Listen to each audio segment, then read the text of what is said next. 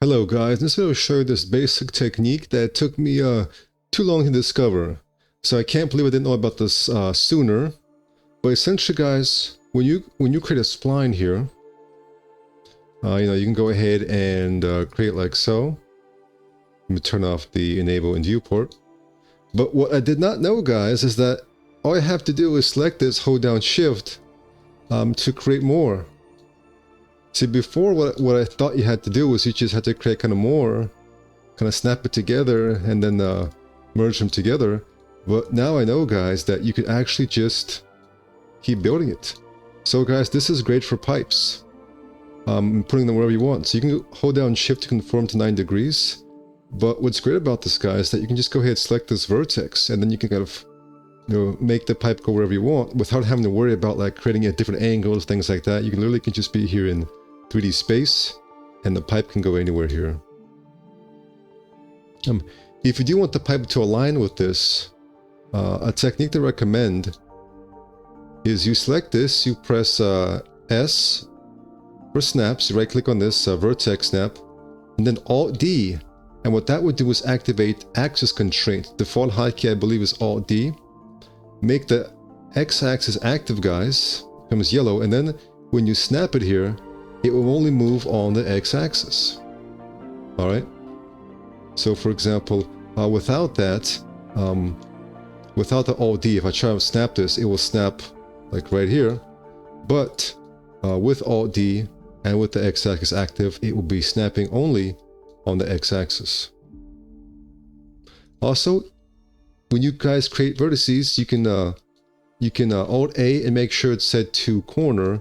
Otherwise, you may get some strange issues like what we saw previously with this happening here. But if you make sure it's corner, you get this. So guys, I'll make sure that these axes are active. And then I can, well actually let me just make sure this one, X, and then Z.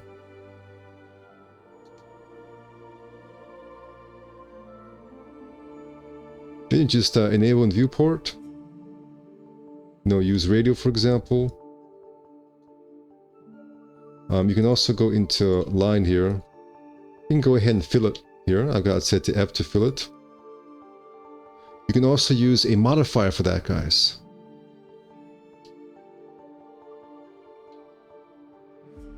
So I'm just going to go ahead and find Spline chamfer. And you can actually have this kind of real-time effect here, procedural effect. And if you guys do like this video, be sure to check out my newest course, Creative Sci-Fi Vehicle Design, where I share how you can use a combination of CAD as well as polygons to create a variety of interesting sci-fi vehicles. Link is in the description, it's the first one there. Let's continue.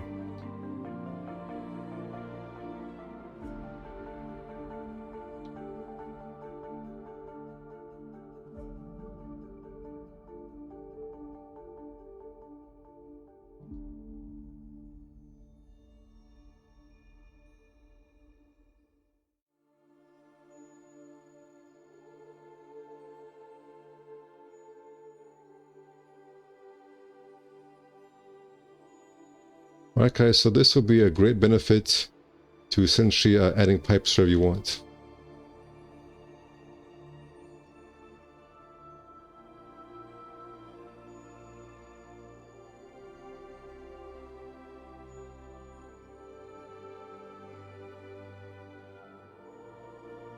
Alright guys, now I'll show you an example of me working with this.